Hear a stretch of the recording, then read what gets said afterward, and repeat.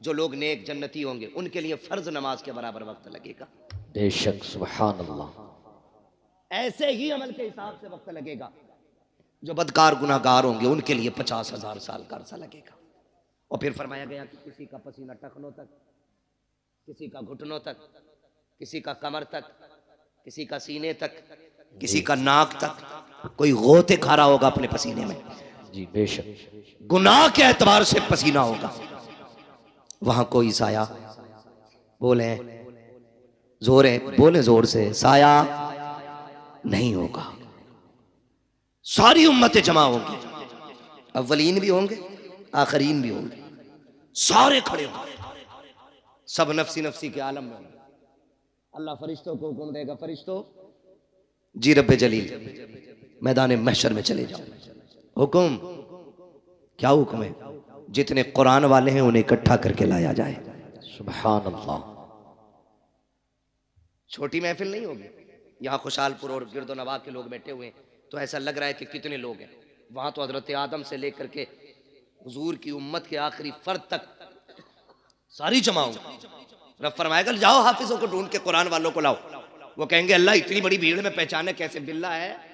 कहा नहीं। कोई स्टार? कहा नहीं। कोई लिखा है कुछ? कहा नहीं। तो फिर पहचानेंगे कैसे? हुक्म होगा मुंह सूंघ के देखना। जिनके मुंह से मुश्क की खुशबू आ रही होगी वही मेरे कुरान वाले हो। सुभान अल्लाह सुभान अल्लाह। बेशक। फरिश्ते आके मुंह सूंघेंगे, फिर मुश्क की खुशबू वालों को लेके जाएंगे। अल्लाह की शाय निशान उसकी कुर्सी होगी, उस कुर्सी के आगे खड़ा करेंगे। रब फरमाएगा फरिश्तों इसे मेरे आगे खड़ा क्यों किया? कहा फिर कहा इन्हें मेरे अर्श का साया अता करो। सुभान अल्लाह। इन्हें मेरे अर्श का साया अता करो। वो कहेंगे मालिक किस अजर की वजह? रब फरमाएगा सुनो, जब तुम कुरान के लिए गलियों में फिरते थे लोग तुम्हें ज़कात खोर कहते थे, तुम सब्र करते थे, मेरी रहमतें देख रही थी। जब कोई तुम्हें चंदा खोर कह के जलील करता था तब भी मैं देख रहा था। जब तुम्हें हकीर समझ के पसे पुश्त डाला जा रहा था मैं तब भी देख रहा था। जब तुम्हें मुल्ला कह के कोई हकीर बताना चाहता था तब भी मैं तुम्हें देख रहा था। जब तुम्हें हाफिज जी कह के जलील करने की कोशिश की जाती थी तब भी मैं तुम्हें देख रहा था। मुझे मुझे मुझे इल्म है उस बात का जो तुम्हारे साथ हुआ कि जो तुमने किया कि जब तुम घर से बेवतन हो के कुरान के लिए आए थे, तुम्हारे बाप ने 200 रुपए जेब में डाल के कहा था बेटे आमदनी कम है इसी पे गुजारा कर लो। तुमने बाप की इनकम को देखते हुए उसी 200 रुपए को जेब में रखा, अपनी कुल कमाई समझ के इदारा लेकर के आ गए थे। तुम असर के बाद घूमने निकले थे, अमीरों के बच्चे मनचा की चीजें खरीद रहे थे, लेकिन तुम बाप की गुर्बत की वजह से बगल में हाथ दबाए कोई चीज न खरीद सके थे। तुमने अपने नफ्स का गला घोट दिया था। अमीरों के बच्चे मनचा के ऐश करते रखे और तुम अपनी हसरतों का गला घोटते रखे। आओ मेरे अर्श के नीचे आ जाओ। आज जमाने को बताना चाहता हूँ आज दुनिया की सारी दौलतें हेच हैं, सबसे ज्यादा इज्जत आज कुरान वालों के हिस्से में लिखी जा रही है। सुभान अल्लाह सुभान अल्लाह। इसलिए अल्लाह तौफीक दे तो कुरान वालों की इज्जत करें, इनकी कदर करें। मरना किस किस को? जरा हाथ उठा के बता दे जल्दी से। जिन्होंने हाथ नहीं उठाए अल्लाह उनकी मुलाकात मलकुल मौत से जल्दी करा दे। मुलाकात की बात की, मौत नहीं मांगी है, डरना मत। और मौत अपने वक्त पे आनी है, हम क्यों मौत की दुआ दें? मुलाकात हो सकती है भाई, तवज्जो है ना? मरना है ना सबको जी। बोले कब्रिस्तान जाते हैं, कब्रें कितनी ऊंची होती हैं? इतनी तो होती होंगी ना तुम्हारे? नीची होती। हाँ माशाल्लाह समझ के पट बोल रहे हैं। नीची होती ना कब्रें। कुछ कब्रें नई भी होंगी, कुछ पुरानी भी होंगी, कुछ सलामत भी होंगी, कुछ बैठी हुई भी होंगी। कुछ में तख्ते नजर आते हैं, कुछ में हड्डियां दिखती हैं, कुछ में कफन के धागे नजर आते हैं, कुछ पे मिट्टी भी नहीं होती, कुछ पे गुलाब पड़ा होता है। क्या सीखा? एक दिन यह ठिकाना हमारा बनेगा। बेशक। गारंटी नहीं है। हमारे पास 50 बीघे तो हमसे पहले वालों के पास वही 100 थी। दो भाइयों में 50-50 बट गई है जी। उनसे पहले 400 थी क्योंकि वो भी दो में 200 बटी थी। ये ऊपर से नीचे कम होती आ रही है। हमसे बड़े बड़े जमींदार लेटे वहां पे, लेकिन बताओ किसकी कब्रों पे उसकी नस्लें फूल लेके खड़ी हैं। अब तो जनाब 6 महीने नहीं गुजरते अब्बा की कब्र का निशान भूल जाता बेटा। जी। कह रहा माँ तैयब तुम तो थे मट्टी में, आई तो रखे थे अब्बा ना। अब कब्रिस्तान ऐसे घुमा दिया गया। हाँ मुफ्ती साहब ऐसे पूछ रहा, अब्बा तो यही रखे थे। तो वो जो चचा साथ में होते कहते हैं पगले उधर कोने में थे। ये आज की कंडीशन है। अगर आज इतने बिजी हैं, कल कितने होंगे? आज 6 महीने में भूल रहे, कल के आने वाले बच्चे 3 महीने में भूल जाएंगे। बेशक। तो हमने इनके लिए हराम हलाल सारा ही कमाया, फिक्र ही नहीं की, ज़कात नहीं दी, उश्र नहीं दिया, फितरा टाइम पैदा नहीं किया। ना लल्ला का जोड़ा कम हो जाएगा, पहना लल्ला को जोड़ा, जिस दिन आखिरी हिचकी लेगा ना तो ये लल्ला कपड़े नहीं छुएगा तेरे ऐसे। देखे मरने वाले बेटे अब्बा के कपड़े उतार, नहीं डर लग रहा है फूफा तुम ही उतारो। सगी औलाद तुम्हारा कफन छूने नहीं आएगी। इनके लिए हराम हलाल इकट्ठा किया हमने। ये दुनिया बड़ी बेवफा है, मैं अक्सर कहता हूं। मर जाओगे ना, घर की चारपाई में कोई तुम्हें कब्रिस्तान नहीं लेके जाएगा। वही चारपाई आएगी मस्जिद वाली जिसमें कई हजार जा चुके हैं कब्रिस्तान पर। औलाद 1000-1200 रुपए खर्च करके नई चादर नहीं लाएगी, वही सूरह यासीन वाली चादर मस्जिद से लाई जाती है जो रखे रखे गल गई है। लेकिन बेटे कहते हैं 4 कदम का तो सफर है, अब्बा क्या 1200 रुपए खराब करो, ले और कमा। कह रहे 1200 रुपए में क्या खराब करना, वही वाली दे दो। ये औलाद है, इसके लिए अल्लाह रसूल को नाराज किया, इसके लिए कुरान से मुंह मोड़ा। तुमसे किसी आलिम ने कहा ज़कात दे दो, हाँ तुम्हें कोई कामना है, मुझ पे ही दिख रहे पैसे। ये सोच रहा है ज़कात का पैसा ना देके कपड़े ही बना लूंगा, अब ईद को बना ले भाई। ये कंडीशन हमारी कौम की है। वो किसी से चंदा मांग लो ना, अल्लाह माफ करे। मैंने देखा है हजरत मदरसे वाले कभी जाते हैं ना किसी दुकान वाले पे, तो दुकान वाला कभी यूं घूम जाएगा, वो कह रहा है भाई साहब जरा सुने ना, हाँ रुको हल्दी वाले से निपट के धनिये वाले पे चला जाएगा। मतलब इसकी नजर में 5 रुपए के धनिये वाले की औकात ज्यादा है और कुरान वाले की औकात नहीं। जी समझो इन बातों को, ये कंडीशन है हमारी। 10-10 मरतबा फोन करवाते मदरसे वालों से। वहां तैयब कहते होंगे वल्लाह बिल्लाह तल्ला, कसम खा के कहता हूं ये बात मेरी इनसे कोई नहीं हुई, लेकिन हर मदरसे वाले का ये हाल है, इसलिए ये जिक्र कर रहा हूं। मदरसे वाले कहते हाँ भाई वो पिछले साल तुम्हारी 500 की रसीद थी, कह रहा तुम्हें बड़ी जल्दी आ रही है मौलाना, तुम तो आखिरी काट रहे हो, मिल जाएंगे। ऐसे जलील न करना कुरान वालों को, तुम्हें पता है ये रब के कुरान वाले लोग हैं। कसम खा के कहता हूं अगर ये खत्म हो गए ना तो तुम्हारे चेहरों पे दाढ़ियां नजर नहीं आएंगी, सरों पे टोपियां दिखाई नहीं देंगी। आज जो सरों पे टोपियां सलामत है ये कुरान वालों की देन है, चेहरों पे दाढ़ियां सलामत है ये कुरान वालों की बरकत है, कानों में अजान पड़ी जा रही है ये भी कुरान वालों का सदका है, आज जो नमाज जनाजा हो रही है कुरान वालों का सदका है। अगर ये चले गए जनाजे पड़े रह जाएंगे, कोई पढ़ाने वाला नहीं आएगा। आज ये कदर कर लो खुदा की कसम, जब तक ये है अजानें भी होती रहेंगी, नमाज जनाजा भी होती रहेगी। सुभान अल्लाह, अल्लाहु अकबर, अल्लाहु अकबर, या रसूल अल्लाह जिंदाबाद। महक मुंह में ले लूं, महक में मुंह डाल दो, जिंदाबाद। आला हजरत आला, अल्लाहु अकबर, या रसूल अल्लाह। तवज्जो है सारे लोगों की। हाँ कोशिश करें, मरना सभी को है, मरना सभी को है। क्यों कभी अल्लाह तुम्हारा इंतखाब कर रहा है ना कि भाई जाओ भूरा के पास जाओ, जाके सवाल कर, वो मेरा बंदा है, खाली नहीं लौटाए। याद रखे जो देते हैं ना मदरसे में, जेब उनकी होती है, हुक्म मदीने वाले का होता है। बेशक सुभान अल्लाह। हुक्म किसका होता है? मदीने वाले, मदीने वाले। कह रहे यार तुम्हें बड़ी जल्दी आ रही है, अभी 25वां रोजा तो है जी, 27वां बता, मैं वो उन्हें दे दिए मैंने खाला को पैसे। ये कंडीशन हमारी है। मैं बात करूं, देखिए ज़कात के जो हकदार हैं उन पे ज़कात बनती है, आप दें, ठीक है ना। जो आपके हकदार हैं जो ज़कात के, उनको आप दें, मसला वो नहीं है। मगर मैं कहना ये चाहता हूं रिश्तेदारों को सिर्फ ज़कात ही क्यों, बहन को सिर्फ ज़कात ही क्यों? जी, क्या बहन को मदद के तौर पे नहीं दे सकते थे आप लोग? फोन करके पूछते हैं बहन को ज़कात दे सकते हैं? ये दिखाना चाह रहा मैं हमदर्द हूं बहन का,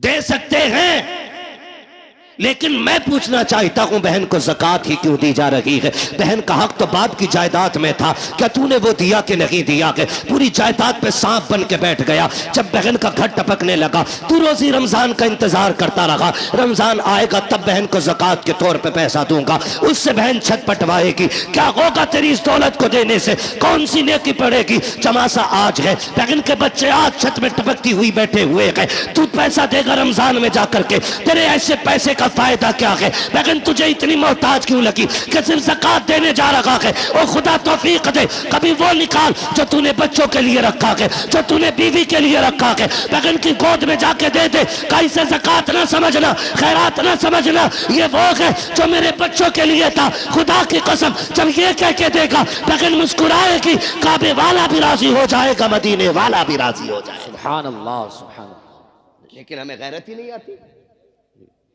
मौलाना फोन मत करियो अब दोबारा, ये कंडीशन सुने, अल्लाह को नाराज ना करना और कभी दौलत का घमंड नहीं करना।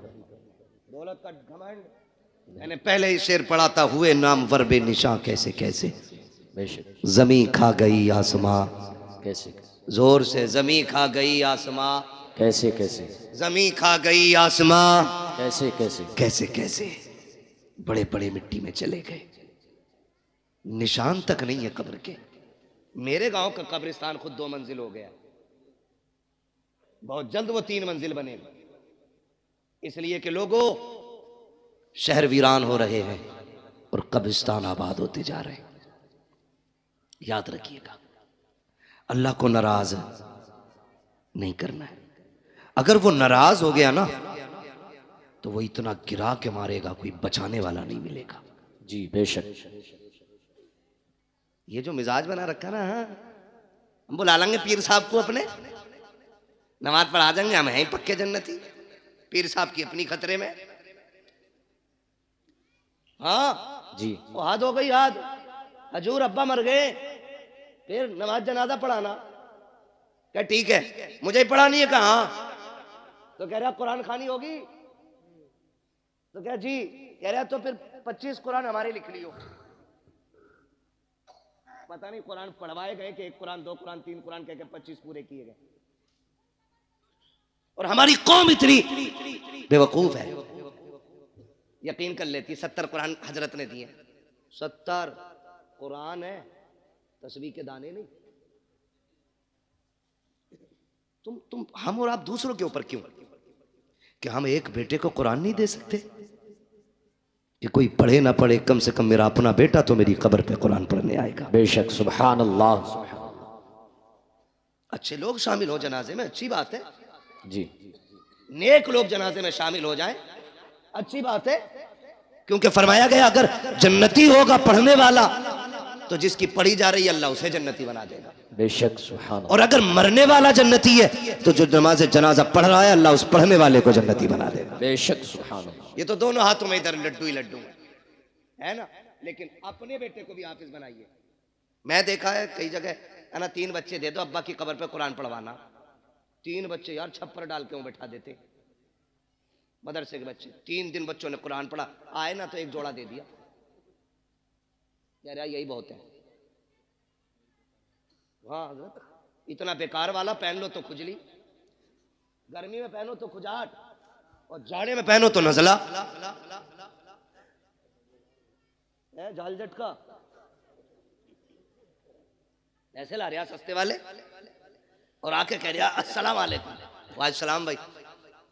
3 दिन कुरान पढ़वाया लगातार, अब्बा तो जन्नत में पहुंच गए होंगे ना। हाँ मेरे आगे से ही जा रहा, रास्ता निकल गया। कुछ करो यार। ये 6 बच्चे बैठे मेरे आगे, मैं इनके बापों से गुजारिश करूंगा, इन बच्चों से कह देना तुझे हमने काम के लिए नहीं पढ़ाया, तुझे हमने रोटी के लिए नहीं पढ़ाया, हमने तुझे अपनी कब्र के लिए पढ़ाया। बेशक। सुभान अल्लाह। आपको इनसे काम नहीं लेना है, आपको इनसे साफ कह देना है कि तुम्हें मैंने कब्र के लिए पढ़ाया है। अब कुरान वालों से भी कहना चाहता हूँ, अच्छी तरह जानते हो तुम्हारे बाप ने किस मेहनत के साथ तुम्हें पढ़ाया है, कितनी मशक्कतें उठाई है।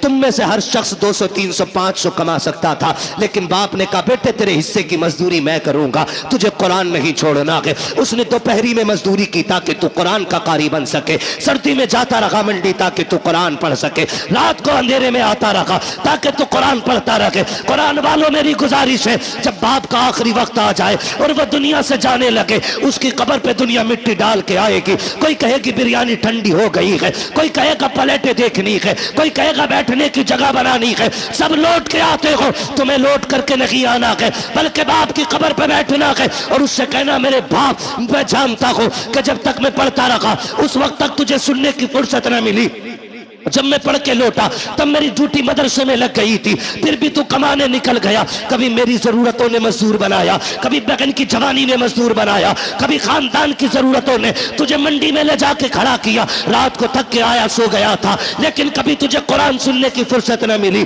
ए मेरे बाप, जिस कुरान को तूने शौक से पढ़ाया था आज तक तू न सुन सका, सुन आज तू भी फुर्सत से है, मैं भी फुर्सत से हूँ। अपने बाप की कब्र पे बैठना और उससे कहना अब्बा तू फुर्सत से सुन, मैं तुझे फुर्सत से सुनाऊंगा। और कुरान वालों, अलहम्द के अलिफ से लेकर के वन्नास के सीन तक जब तक कुरान पूरा ना हो जाए बाप की कब्र से उठना नहीं। मेरा ईमान कहता है जनाजे में कोई भी आ जाए, 40वें कितने भी हो जाए, मगर खुदा की कसम अगर सगा बेटा बाप की कब्र पे बैठ के पूरा कुरान पढ़ेगा, अल्लाह कुरान मुकम्मल होने से पहले बाप की कब्र को जन्नत की क्यारी बना डाले। नारे तकबीर, नारे रिसालत, मसलके आला हजरत, फैजाने आला हजरत, जश्ने दस्तार बंदी, अजमत कुरान, नारे तकबीर, नारे रिसालत। ये कुरान वालों की ड्यूटी है। ओ लोगो, बच्चे हों या बच्चियां, सबको दीन दो। अल्लामा तैयब साहब मुबारकबाद के मुस्तहिक हैं और इनका अखलाक इतना अच्छा है कि सारे ही दोस्त करीब करीब आज इस मिंबर पे बैठे हुए हैं, वरना लोगों के सगे भाई नहीं आ पाते, दोस्त बड़ी बात है। ये अल्लामा तैयब साहब के अखलाक हैं कि तमाम दोस्तों को माशाअल्लाह इकट्ठा, और साथ में कुर्ब जवार के जो हमारे बड़े बड़े उलमा इकराम हैं इनको भी बुला रखा है। हाँ, ये इनका अखलाक है, मैं मुबारकबाद पेश करता हूँ। ये बेटों को भी दीन दे रहे हैं और बेटियों को भी दीन दे रहे हैं। बेशक, सुभान अल्लाह। अब सोचना हमें है, हमें करना क्या है। बड़ी बात होती है, 14 बच्चियों को रिदाए फरागत से मुज़य्यन किया गया है। बेशक, उनमें फाजिला भी हैं, 8 फाजिला हैं। सुभान अल्लाह, सुभान, बोल दो यार सुभान अल्लाह। सुभान ये अल्लाह। पैसे ले जाओ मगर बोल दो सुभान अल्लाह। सुभान अल्लाह। तो नहीं रहे कि मौलवी पे बैठे बैठे पैसे आ रहे, हुजूर का सदका है। तेरे टुकड़ों पे पले गैर की ठोकर पे न डाल, झिड़कियां खाएं कहां छोड़ के सदका तेरा। बेशक, ठीक है ना, बोल सकते हैं ना। कितनी फाजिला बनी? 8 और 6 कौन? कारिया। कई बार ऐसा होता है ना, हाँ, एक होती है मुल्लानी, फिर उसके बाद होती है आलिमा, फिर आलिमा के ऊपर होती है फाजिला, यानी मुफ्ती से एक दर्जा नीचे। समझ गई? मुफ्तिया से एक दर्जा नीचे। और अल्लाह ने चाहा आप लोगों का प्यार रहा तो फिर आइंदा अल्लाह चाहेगा तो मुफ्तिया भी यहीं से फारिग होकर निकलेंगे। बेशक, सुभान अल्लाह। चाहते हैं आप लोग ऐसा हो? चाहते तो बोले यार सुभान अल्लाह। सुभान अल्लाह। ना बोलोगे 1 घंटा और बढ़ा दूंगा तकरीर। बहुत डरे हुए बैठे लोग। ठीक है ना। तो कई बार ऐसा होता है हजरत, मुफ्ती साहब क़िबला ने एक जमाने तक पढ़ाया है रत्नागिरी, जो हिंदुस्तान का बहुत बड़ा इदारा है,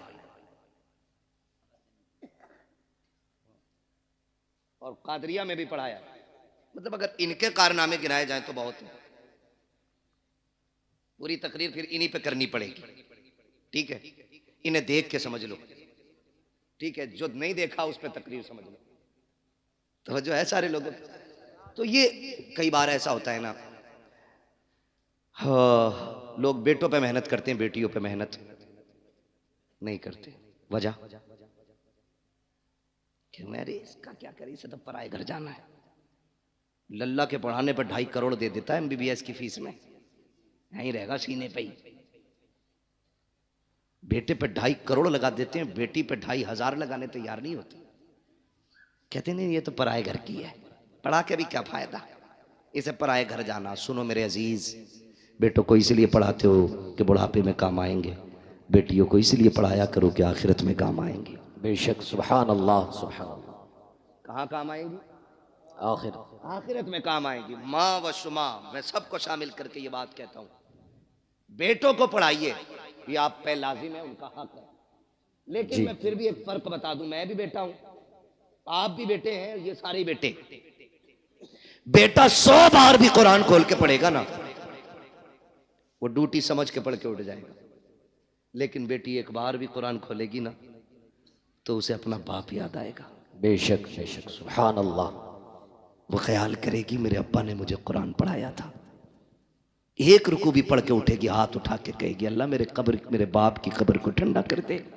बेशक, कसम खा के कहता हूं, वो बच्चों वाली नहीं, पोता पोती वालों भी हो जाए ना, उसकी दुआओं में माँ बाप शामिल जरूर रहते हैं। बेशक बेशक, सुभान अल्लाह। इसलिए बेटियों को भी शामिल करो इसमें, और जमाने को बताओ बेटे दुनिया का सहारा है, वो बेटियां आखिरत का सहारा है। कई बार ना बेटियों को बोझ समझते हैं, और कुछ चीजें मेरी आज तक समझ में नहीं आती। लोग ये कहते हैं बेटी पराया धन है, पराया धन है, पराया धन है। मेरे अजीज, बेटियों को पराया पराया कह के बार बार दिल ना तोड़ा करो। बेटियां हसास होती हैं, बहुत हसास होती है बेटियां। अगर बाप परदेश से आए और दौड़ के बेटे से पहले बेटी आती है, लेकिन बाप की नजरें बेटे को ढूंढती होती है। जी, किधर है कामिल, जबकि दौड़ के बेटी पहले आई है। लेकिन ये बाप होशियारी दिखाता है, हाथ पकड़ेगा बेटी का और बेटे को ढूंढेगा। बेटा नजर आएगा, कहेगा जब पानी भर ला बेटी से। बेटियां बड़ी बादब होती हैं, बड़ी बादब होती है। जैसी कहता ना पानी भर ला, बाप की उंगली छोड़ जाती है, और जब पलट के आती है तो बेटा बाप के सीने पे बैठा होता है, बेटी पानी का गिलास लेके खड़ी होती है। तुम्हें क्या लगता तुम ज्यादा होशियार हो? तुमने बेटी को बेवकूफ बना लिया? नहीं, खुदा की कसम, जब तुमने उंगली छुटा के कहा था ना पानी लेके आ, बेटी तो तभी समझ गई थी मेरी जगह इसके सीने में नहीं है, मुझे पानी के लिए टाला जा रहा है। और तुम्हें खुदा का वास्ता कभी बेटियों के साथ ये सलूक ना किया करो।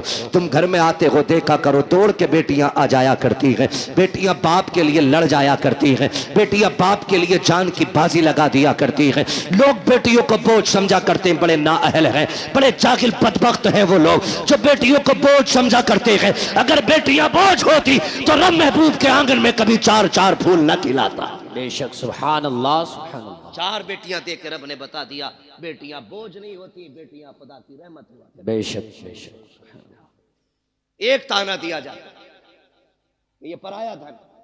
बेटी से कुछ टूट जाए, डायरेक्ट अम्मा कहती है पराए घर जाना तुझे। बर्तन थोड़ा मैला रह जाए, पराए घर जाना है तुझे।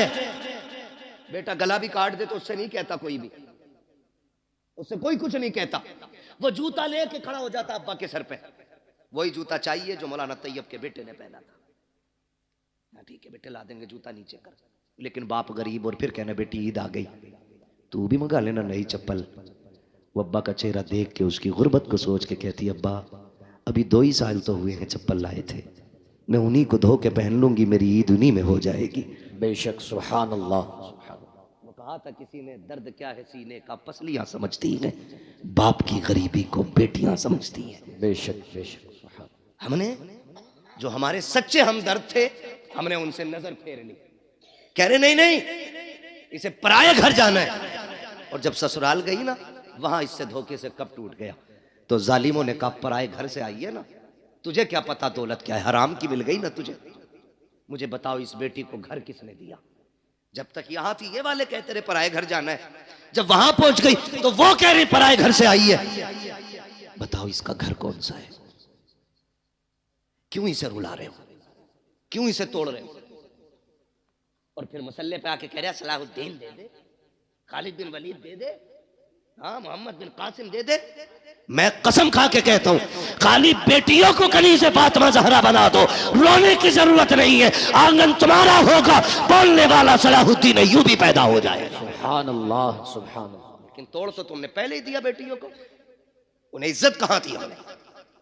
वो बाप मुबारकबाद के मुस्तहिक है जो बेटियों को बराबर का एहतराम दे, बेशक इज्जत देते बेटियों को। बल्कि महबूब ने फरमाया जब तुम घर में आओ बाहर से कोई चीज लाओ तो पहले अपनी बेटियों को दिया करो, क्योंकि ये बड़े नाजुक दिल वाली होती हैं। अगर जरा सा भी हाथ छोटा पड़ जाए ना तो फौरन इनकी दिल पे चोट जाके लगा करती है। बेशक सुभान अल्लाह। लेकिन हमने क्या किया, हाँ बतेरा पड़ गई, नादरा पढ़ तो लिया, मिलाद पढ़ ली, बस दे दिया सब कुछ। नहीं, बेटियों का हक है उन्हें कुरान की कारिया बनाया जाए, बेशक उनका हक है उन्हें हुजूर का दीन सिखाया जाए, उन्हें बोझ न समझना, बोझ न समझना। बेटियां बोझ थी।